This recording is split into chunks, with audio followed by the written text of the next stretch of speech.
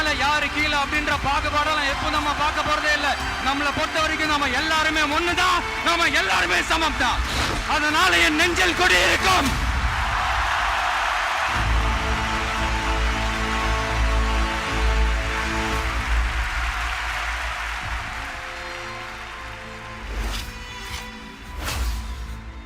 ஒரு மனிதரை சுற்றி எத்தனை எத்தனை கேள்விகள், அத்தனை கேள்விகளுக்குமான பதில் இந்த ஆவணப்படம். சரித்திரத்தில் உண்மைகள் இருக்கும். இது முழுக்க முழுக்க ஒரு உண்மை சரித்திரம். தற்கால தமிழ்நாட்டின் ஒரு மாபெரும் அரசியல் எழுச்சியின் கதை. இது ஒரு வரலாறு, வெறும் வாழ்க்கை வரலாறு அல்ல. கோடிக்கணக்கான மக்களின் வாழ்க்கையை மாற்றப் போகிற மனிதரின் வாகை வரலாறு. மாற்று அரசியல் என்ற பெயரில் செய்யும் ஏமாற்று அரசியல் மத்தியில் உண்மையான ஒரு மாற்று அரசியலை முன்னெடுக்கும் மனிதரின் வரலாறு. எத்தனையோ சக்திகள் இருக்கின்ற போதும் அத்தனை சக்திகளையும் தாண்டி மக்கள் சக்தி துணையோடு இந்த தமிழ் நிலப்பரப்பில் வெல்ல போகிற முதன்மை சக்தியாக வரப்போகிற மா மனிதரின் மகத்தான வரலாறு.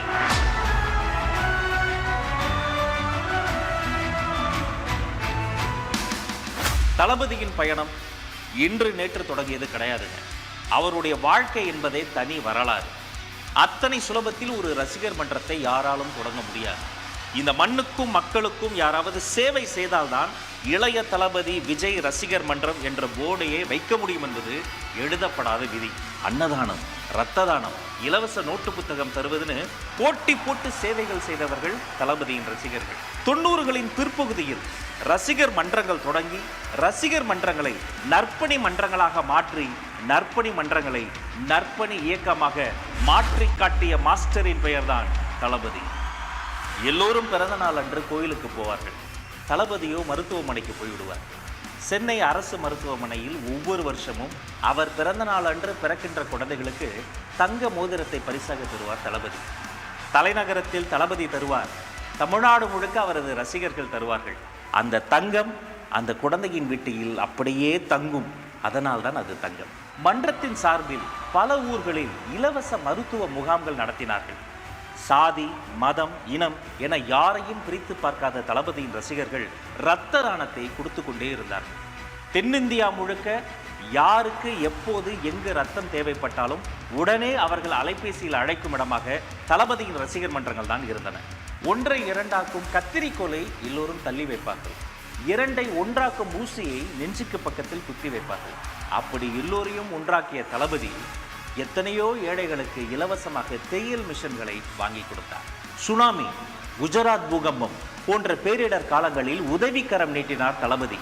அதோடு உண்டியலை ஏந்தி தெரு தெருவாக அலைந்தார் தளபதி.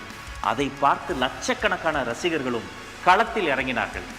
களத்தில் இறங்கி உதவி செய்வது தளபதியின் டிஎன்ஏவிலேயே இருக்கிறது. 2004ஆம் ஆண்டு கும்பகோண தீ விபத்தில் பிஞ்சு குழந்தைகள் கருகி போயின. மடியில் வைத்து மகிழ்ந்த குருத்துகளை இழந்து விட்டோமே என்று தவித்து போனார் தளபதி. இனி இப்படி ஒரு விபத்து நிகழ்ந்துவிடக்கூடாது. எதில் வேண்டுமானால் விளையாடுங்கள், குழந்தைகளின் பாதுகாப்பு விஷயத்தில் விளையாடாதீர்கள். இது ஒரு எழுகை மணி என்று காத்திரமான எழுத்துகளால் ஆத்திரமான அறிக்கையை வெளியிட்டார் தளபதி. உணவு உண்ணும் ஒவ்வொருவரும் கொண்டாடும் ஒரு விழா பொங்கல் திருவிழா. அதை ஒட்டி இந்திய அரசு வெளியிட்ட சிறப்பு தபால் தலை. 2006ஆம் ஆண்டு அதை வெளியிட்டது அன்றைய பிரதமர். அதை முதலில் பெற்றுக்கொண்டது நம்முடைய தளபதி. இஸ்திரி போடும் தொழிலாளியின் வயிற்றில் சுருக்கங்கள் என்ற ஒரு ஹைக்கூ கவிதை இருக்கிறது. ஒரு இஸ்திரி பெட்டி என்பது பல பேர் குடும்பத்தையே மாற்றக்கூடியது. அந்த இஸ்திரி பெட்டியில் தொடங்கி மிதிவண்டியில் இருந்து மாற்றுத்திறனாளிகளை சமூகத்தின் மாற்றும் திறனாளியாக மாற்றக்கூடிய உச்சகர வண்டிகளில் இருந்து நோட்டு புத்தகத்தில் இருந்து அரிசி பருப்பில் இருந்து எத்தனையோ உதவிகளை தாராளமாய் கிள்ளி அல்ல அள்ளி அள்ளி கொடுத்தவர் தான் நம்முடைய தலைவர் தளபதி. தொடர்ச்சியான சமூக சேவைகளின் பின்னர் மன்றம் இயக்கமாக மாறியது. நமக்கென்று ஒரு தனித்த அடையாளம் வேண்டும் என்பதற்காக தனி கொடியை அறிமுகம் செய்தார் தளபதி. ரசிகர்களுக்கு இதயத்தில் இடத்தை கொடுத்தார், உதவி செய்யும் குணத்தை கொடுத்தார், அவர்களுக்கென்று அன்றே தனி கொடியையும் கொடுத்தார். அதுதான் உழைத்திடு உயர்ந்திடு உன்னால் முடியும். அருப்புக்கோட்டை, ஈரோடு, பொள்ளாச்சி, கிருஷ்ணகிரி, வேலூர், தஞ்சாவூர், மதுரை, திருச்சி, பாண்டி, புதுக்கோட்டை, தமிழகத்தின் பல ஊர்களுக்கும் நேரில் வந்து நலத்திட்ட உதவிகளையும் செய்தார். ஹீரோவா ஜீரோவா என்ற விழிப்புணர்வு காணொளியில் நடித்து கல்வி சார்ந்த முன்னெடுப்பிற்கு உறுதுணையாக நின்றார். மைதானத்தில் மட்டுமல்ல, படிப்பிலும் கில்லியாக இருக்க வேண்டும் என்று பள்ளி கல்வி முக்கியத்துவத்தை மாணவர்களுக்கு சொல்லிக் கொடுத்தார். 2008ஆம் ஆண்டு காலத்தின் கருப்பு பக்கங்கள். தொட்டுவிடும் தூரத்தில் தொப்புள் குடி தமிழர்கள் கொத்து கொத்தாய் செத்து கொண்டிருந்தார். துடித்து போனார் தளபதி. சேப்பாக்கத்தில் உண்ணாவிரத போராட்டத்தை தொடங்கினார். தமிழ்நாடு முழுக்க தலைவரை பின்பற்றும் அவருடைய ரசிகர்கள் 37 இடங்களில் உண்ணாவிரத போராட்டத்தை தொடங்கினார்கள். பின்குறிப்பு: இது ஒரு உண்மையான உண்ணாவிரத போராட்டம். ஈழத் தமிழர்களுக்காக நடைபெற்ற நடிகர் சங்க போராட்டங்களில் ஒன்றில் மேடையேறிய தளபதி பிரதமருக்கு தந்தியடிக்க சொன்னார். ஒரே இரவில் பிரதமருக்கு 25,000 தந்திகள் பறந்தன. ஒரு கல்வி சாலை திறக்கப்படும் போது ஒரு சிறைச்சாலை மூடப்படுகிறது என்பார்கள். ஏழை மாணவர்களுக்காக ஓசூரில் இலவச பள்ளிக்கூடத்தை திறந்து வைத்தார் தளபதி. யாரும் மற்ற மக்களுக்கு நான் இருக்கிறேன் என்பார் தளபதி. அந்த காலகட்டத்தில் எத்தனையோ ஏழை பெண்களுக்கு அன்னை இருக்க வேண்டிய இடத்தில் அண்ணனாக அவர் இருந்து 51 சீர்வரிசைகள் தந்து பற்பல ஊர்களில் எத்தனையோ இலவச திருமணங்களை நடத்தி வைத்த தலைவர்தான் நம்முடைய தளபதி. உலகமே ஒரு உருண்டை என்பார்கள். அந்த உருண்டையை ஒரு சதுரத்துக்குள் அடைத்து விட்டார்கள். அதுதான் கம்ப்யூட்டர். எத்தனையோ ஏழை குழந்தைகளுக்கு அது எட்டாக்கனியாகவே இருந்தது. அதை உணர்ந்துதான் தமிழ்நாடு முழுக்க எங்கெல்லாம் முடியுமோ அங்கெல்லாம் இலவச கணினி மையங்களை திறந்து வைத்தார் தளபதி. மாணவர்கள் பிரச்சனை மட்டுமா, மீனவர்களின் பிரச்சனைக்கும் களத்தில் இறங்கினார் தளபதி. எல்லோரும் மீனை சுட்டு சாப்பிடுவார்கள். இலங்கை கடலில் தமிழ் மீனவர்களை சுட்டு கொன்று கொண்டிருந்தார்கள். அதை கண்டித்து அதே ஆண்டு நாகப்பட்டினத்தில் பொதுக்கூட்டம் நடத்தினார் தளபதி. அந்த நாகப்பட்டினம் பொதுக்கூட்டத்தினுடைய தலைப்பு தெரியுமா? பனைமர படகு பாடையாகும் கொடுமை. அந்த கூட்டத்தில் தான் தளபதி பேசினார். புலியை முரத்தால் அடித்து விரட்டிய புறநானூற்று தமிழச்சியின் தாய்ப்பால் குடித்த பரம்பரையில் பிறந்தவர்கள் நாங்கள் புலி குட்டிகள் என்று உருமினார். அந்த காலகட்டத்தில் தான் தமிழ்நாடு சட்டமன்ற தேர்தல் வருகிறது. அன்றைய சூழலை அலசி ஆராய்ந்து துணிச்சலாக ஆளும் கட்சிக்கு எதிராக நமது இயக்கத்தின் சார்பில் பல்வேறு பணிகள் மேற்கொள்ளப்பட்டன. அரசியல் நாகரிகத்தை எப்போதும் கடைபிடிக்கும் தளபதி தேர்தலுக்கு பின்னர் முதலமைச்சரையும் நேரில் பார்த்தார், எதிர்க்கட்சி தலைவரையும் நேரில் பார்த்தார். இன்று அரசியல் பேசும் பலரும் அன்று பள்ளிக்கூடம் படித்துக் கொண்டிருந்த காலத்திலேயே தனது ரசிகர்களுக்கு அரசியல் பாடங்களை கற்றுக் கொடுத்தவர் தளபதி. அடுத்து சேலத்தில் இயக்கத்தின் பொதுக்கூட்டம். அங்கு பேசும்போது முக்கியமான ஒரு செய்தியை சொன்னார் தளபதி. நான் மருத்துவமனைக்கு போய் மோதிரம் போடுவது பெரிய விஷயம் இல்லை. என் ரசிகர்கள், நீங்கள் மருத்துவமனைகளுக்கு சென்று மோதிரம் தருகிறீர்களே, இது ரொம்ப பெரிய விஷயம். இத்தனை நாட்கள் உங்களால் நான் வளர்ந்தேன், இனி என்னால் நீங்கள் வளர்வீர்கள் என்று அன்றே சொன்னார் தளபதி. ஒரு பக்கம் படப்பிடிப்பு, இன்னொரு பக்கம் நலத்திட்ட உதவிகள் என்று தொடர்ந்து செயல்பட்டு கொண்டே இருந்தார் தளபதி. தானே புயலால் பாதிக்கப்பட்ட கடலூருக்கு நேரில் வந்து நிவாரண உதவிகளை செய்தார். தமிழ்நாட்டின் பல ஊர்களுக்கும் நேரில் சென்று மக்களை சந்திப்பது தளபதியினுடைய பழக்கம். மதுரைக்கு சென்று வேலாயுத படத்தின் பாடல் வெளியீட்டில் பங்கேற்றார். அன்றே கூடிய கூட்டத்தை பார்த்து திக்குமுக்காடி போனது காவல்துறை. நெஞ்சில் குடியிருக்கும் 2012ஆம் ஆண்டே கல்வி விருதுகள் கொடுத்து மாணவர்களை ஊக்கப்படுத்தினார். விளம்பரமே இல்லாமல் வேலைகளை செய்து கொண்டே இருப்பது தளபதியினுடைய வழக்கம். வெறும் சினிமா மட்டுமல்ல, தன்னுடைய ஒவ்வொரு அசைவிலும் சமூக கருத்தை ஆழமாக பதிவு செய்து கொண்டே வந்தார் தளபதி. தன்னை உருவாக்கிய சினிமா துறைக்கு சேவை வரி எத்தனை சுமையானது என்பதை உணர்ந்து அதை எதிர்த்து அன்றே பிரதமருக்கு கடிதம் எழுதினார் தளபதி. நண்பன் படத்தின் பாடல் வெளியீட்டு விழாவை கோவையிலும், கத்தி படத்தின் 50வது நாள் விழாவை நெல்லையிலும் நடத்தி அந்தந்த ஊர் மக்களை அந்தந்த ஊருக்கே போய் சென்று சந்தித்தவர் தான் தளபதி. சிவகாசி, திருநெல்வேலி, ஈரோடு, புதுக்கோட்டை, திருச்சி, மதுரை, விழுப்புரம், பாண்டிச்சேரி என தமிழகம் முழுக்க பல ஊர்களுக்கு நேரில் வந்து நலத்திட்ட பணிகளை செய்தவர் தான் தளபதி. டிமானிட்டைசேஷன், இதை அறிவித்த உடனே பலரும் சில்லறையை சிதற விட்டாங்க. எதையும் பொறுமையாக நிதானமாக அணுகக்கூடிய நம்முடைய தளபதி சில நாட்கள் பொறுத்திருந்து ஆராய்ந்து ஊடகங்களை சந்தித்தார். நோக்கம் சரியாக இருந்தாலும் அதன் தாக்கம் எவ்வளவு மோசமாக இருக்கிறது என்று துல்லியமாக சுட்டிக்காட்டினார். ஒரு நோக்கம் பெருசாக இருக்கும்போது அதுக்கான பாதிப்புகள் கொஞ்சம் இருக்க தான் செய்யும். ஆனால் என்ன ஒன்று, அந்த பாதிப்புகள் அந்த நோக்கத்தோடு அதிகமாக ஆகிடக்கூடாது அப்படின்றது தான் நம்ம பார்த்துக்கணும். நான் ஆச்சரியப்பட்டு வியந்து போகிற விஷயமே, எந்த பிரச்சனையிலும் எந்த காலகட்டத்திலும் இந்த மனுஷன் எடுத்த ஸ்டாண்ட் ஒருபோதும் தவறாக போனதே இல்லைங்க. மெர்சல் திரைப்படத்தின் தருணத்தை யாரால் மறக்க முடியும்? ஒரு மதிப்பிற்குரிய அரசியல் தலைவர், இவர் விஜய் அல்ல ஜோசப் விஜய் என்று சொல்லி புலனாய்வு புலியா மாறி ஆதார் கடையெல்லாம் வெளியிட்டார். அதே நாள் ஜோசப் விஜய் என்று பெயர் போடப்பட்ட லெட்டர் பேடிலேயே ஆமா நான் ஜோசப் விஜய் தான் என்று சொல்லும் விதமாக பதிலடி தந்தார் தளபதி. சினிமா என்பது ஒரு மொழி கலாச்சாரத்தினுடைய வெளிப்பாடு என்று தளபதியை ஆதரித்து மதிப்பிற்குரிய திரு ராகுல் காந்தி அவர்கள் ட்வீட் செய்தார். பனிநாடுகளில் மனிதனுக்கு துணையா வேட்டை நாய்கள் உண்டு, பாலைவனங்களில் மனிதனுக்கு துணையா ஒட்டகங்கள் உண்டு. எந்த துணை விலங்குக்கும் யாரும் விழாக்கள் எடுப்பதில்லை. உழவுக்கு துணையா இருக்கிற மாட்டுக்கும் சேர்த்து மாட்டுப் பொங்கல் கொண்டாடக்கூடியது தமிழினம். அந்த மாட்டுக்கு நீதி கேட்டு மனிதர்கள் போராடியது தான் 2017 ஜல்லிக்கட்டு போராட்டம். பல லட்சம் மாணவர்களோடு களத்தில் போய் அமர்ந்து அந்த போராட்டத்திலும் பங்கெடுத்து தரையில் அமர்ந்து தன்னால் அது திசை திரும்பி விடக்கூடாது என்பதற்காக முகத்தில் ஒரு கர்ச்சீஃபை கட்டிக்கொண்டு பீட்டா என்ற ஒரு பன்னாட்டு அமைப்புக்கு எதிராக துணிச்சலாக வீடியோவும் வெளியிட்ட உணர்வுமிக்க லீடர் நம்முடைய தளபதி. இது சம்பந்தமாக கைது செய்யப்பட்டவங்களை வெளியே அனுப்பிட்டா நான் சந்தோஷப்படுவேன். இவ்வளவுக்கும் காரணமான அமைப்பை வீட்டுக்கு அனுப்பிட்டா தமிழ்நாடு சந்தோஷப்படுவேன். +2 பப்ளிக் எக்ஸாமில் 1200க்கு 1176 மார்க்குகளை வாங்கி குவித்த அரியலூர் அனிதா மருத்துவர் ஆக முடியவில்லை. நீட் என்ற ஒரு தேர்வு அரியலூர் அனிதாவை கொன்றது. அரியலூர் அனிதாவின் வீட்டிற்கே நேரில் சென்றார் தளபதி.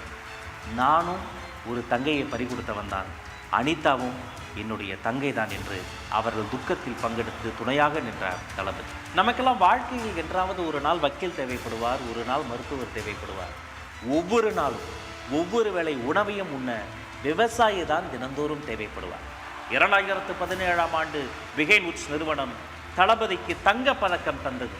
அந்த தங்கப்பதக்க மேடையில் கூட தன்னை பற்றி பேசாது இந்த மண்ணை காக்கும் விவசாயிகள் குறித்து பேசினார் தலைவர். நம்ம எல்லாருமே நல்லா இருக்கணும்னு நினைக்கிறவங்க நல்லா இல்லைங்க, விவசாயிங்க. இந்தியா இந்த வல்லரசு ஆகணும், அதாகணும், இதாகணுன்றதெல்லாம் கூட அப்புறங்க. முதல்ல விவசாயிங்க நல்லா வாழ்கிற அரசாக மாறணும். 2018ஆம் ஆண்டு தூத்துக்குடியில் ஒரு ஆலைக்கு எதிராக அப்பாவி தமிழர்கள் 100 நாட்கள் போராடினார்கள். சொத்து சுகத்திற்காக போராடவில்லை, சுத்தமான காற்றுக்காகவும் நிலத்தடி தண்ணீருக்காகவும் போராடினார்கள். 100வது நாள் நீதி கிடைக்கும் என்று அவர்கள் போன இடத்தில் அநீதி கிடைத்தது. தங்கை ஸ்னோலின் உட்பட பலரும் சுடப்பட்டு இறந்தார்கள். இறந்தவர்களின் வீட்டிற்கு பைக்கில் நள்ளிரவில் சென்று அவர்கள் வீட்டின் தரையில் அமர்ந்து உங்களுக்கு நான் இருக்கிறேன் என்று அவர்கள் துக்கத்தில் பங்கெடுத்தார் தளபதி. கஜா புயல் வந்து இந்த மண்ணின் மக்கள் பாதிக்கப்பட்ட போது மன்ற பொறுப்பாளர்களுக்கு நேரடியாக நிதி கொடுத்து நேரடியாக அந்த மக்களுக்கு போய் உதவி செய்ய சொன்னவர் தான் தளபதி. கடவுள் வாழ்வது எங்கே? சக மனிதன் மீது நாம் காட்டக்கூடிய கருணையில் வாழ்கிறார். 2019ஆம் ஆண்டு சர்க்கார் பட பாடல் வெளியீட்டு விழா. அந்த மேடையில் தளபதி பேசியது தலைப்பு செய்தியாய் மாறியது. முதலமைச்சரானா நீங்க என்ன பண்ணுவீங்க? நிஜத்தில் முதலமைச்சராக நடிக்க மாட்டேன். டிஜிட்டல் பேனர் சரிந்து விழுந்து சுபஸ்ரீ என்ற மாணவி அகால மரணம் அடைந்தார்.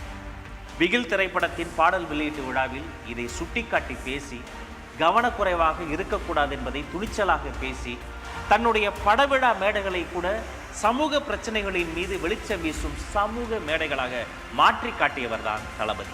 சுபஸ்ரீயோட அந்த இழப்பு இல்லை, இந்த நேரத்தில் அவங்களுடைய பேரண்ட்ஸுக்கும் அவங்களுடைய ஃபேமிலிக்கும் என்னுடைய ஆறுதலையும் வருத்தத்தையும் தெரிவிச்சுக்கிறேன். அடுத்த ஆண்டு நெய்வேலியில் முறைப்படி அனுமதி வாங்கி படப்பிடிப்பு நடந்து கொண்டிருக்கிறது. அந்த படப்பிடிப்பை நிறுத்த வேண்டுமென 10 பேர் சேர்ந்து எதிர்ப்பு தெரிவித்து போராடினார்கள். தளபதியை எதிர்த்து 10 பேர் வந்தால் ஆதரித்து எத்தனை பேர் வருவார்கள்னு தெரியும்ல.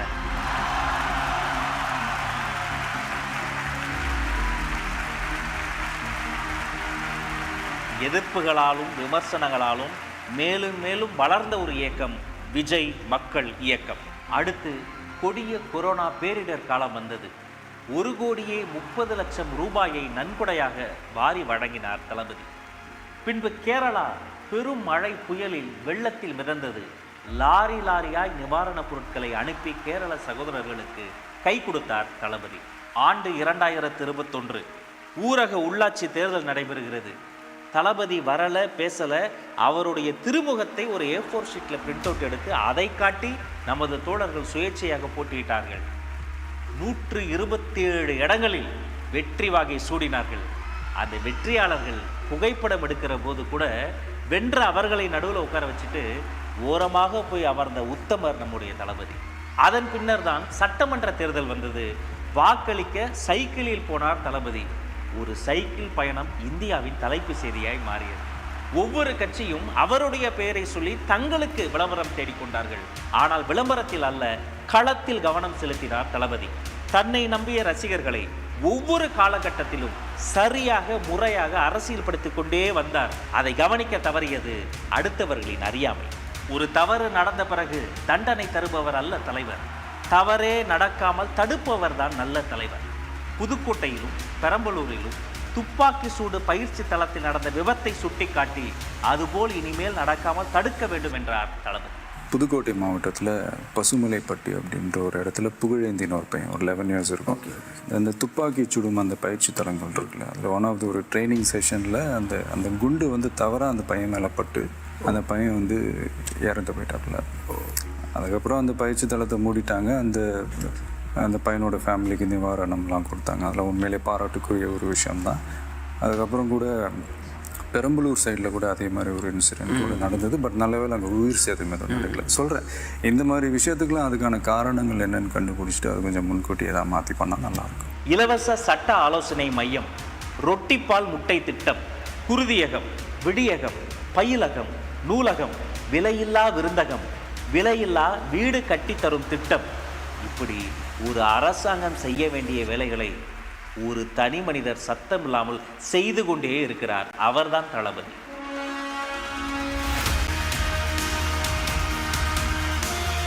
மாணவர்களுக்கு கல்வி விருதுகள் கொடுப்பதற்காக உலகத்திலேயே ஒரு தலைவர் 14 மணி நேரம் தொடர்ச்சியாக நின்றார் என்றால் அதுதான் தளபதி. குழந்தைகளோடு குழந்தையாகவே மாறிப்போனார் தளபதி. நல்ல மதிப்பெண் வாங்கினா அவரை நேரில் பார்த்து தொட்டு பரிசு வாங்க முடியும் என்ற நம்பிக்கையை விதைத்தவர் தளபதி. அவர் யாரோ தலைவர் கிடையாது, எங்க அண்ணன், நம்ம தளபதி என்று குழந்தைகள் கொண்டாடினார்கள்.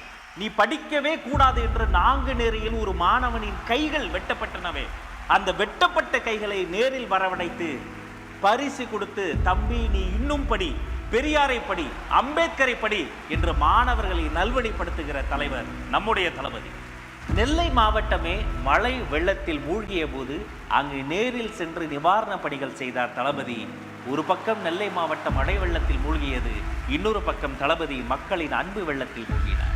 இப்படி நீண்ட நெடிய காலம் சமூக சேவை செய்து அரசியல் களத்தில் பயணம் செய்து தன் தொண்டர்களை பக்குவப்படுத்தி அவர்களை இன்னும் பலப்படுத்தி தன்னுடைய உச்சத்தில் இருந்த ஒரு இடத்தை தாண்டி மக்களுக்கு நல்லது செய்ய வேண்டும் என்பதற்காக தளபதி விஜய் களத்தில் குதித்த நாள் பிப்ரவரி 2, 2024 விஜய் மக்கள் இயக்கம் தமிழக வெற்றி கழகமாக உருமாறியது.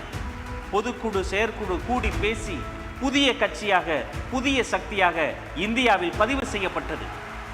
இணையமே ஸ்தம்பித்து போகின்ற வகையில் இளைஞர்களும் குடும்ப தலைவிகளும் பெண்களும் தமிழக வெற்றி கழகத்தில் தங்களை உறுப்பினர்களாக சேர்த்து கொண்டார்கள்.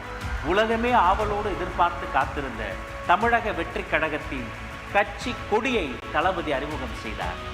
வாகைப்பூ சூடி இரட்டை போர் யானைகள் கம்பீரமாக நிற்கும் தாவேக்கா கொடியை ஒரு குழந்தையை போல கையில் ஏந்தி காட்டினார் தளபதி. அந்த குழந்தைதான் வீதிதோறும், தமிழ்நாட்டின் வீடுகள் தோறும் பட்டொலி வீசி என்று பறந்து கொண்டிருக்கிறது. சேலம் அருகே கட்சியின் பொறுப்பாளர்களுக்கு ஒரு நாள் அரசியல் பயிலரங்கம் நடத்தப்பட்டது. பயிலரங்கத்தில் அவர்கள் எப்படி இருந்தார்கள்? பயிலரங்கத்தில் பங்கேற்ற தொண்டர்கள் இராணுவ கட்டுப்பாட்டோடு இருந்தார்கள் என்று உரக்க சொல்லினார்கள் ஊடகங்கள்.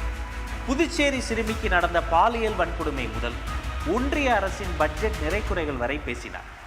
கள்ளக்குறிச்சியில் கள்ளச்சாராயத்தால் அப்பாவி மக்கள் கொத்து கொத்தாய் செத்து உயிருக்கு போராடிய களத்திற்கே நேரில் வந்து பார்த்து ஆறுதல் கூறினார். சிங்கத்தின் குகைக்கே சென்று சிங்கத்தை சந்திப்பதைப் போல தந்தை பெரியாரின் பிறந்த நாள் அன்று பெரியார் திடலுக்கே சத்தமில்லாமல் சென்று பெரியார் சிலைக்கு மரியாதை செய்தார் தளபதி. நமது முதல் மாநில மாநாடு, கடகத்தின் கொள்கை திருவிழா, 50 கொள்கை தலைவர்களை அறிவித்து அரசியல் உலகத்தை அதிர வைத்தார் தளபதி. தமிழ் நிலப்பரப்பில் பெண் தலைவர்களை கொள்கை தலைவர்களாக பிரகடனம் செய்து வந்த ஒரே கட்சி தமிழக வெற்றி கழகம். காசு கொடுத்து பிரியாணி கொடுத்து கூடிய கூட்டம் அல்ல, அன்பு கொடுத்த தளபதிக்காக லட்சக்கணக்கில் திரண்ட கூட்டம்.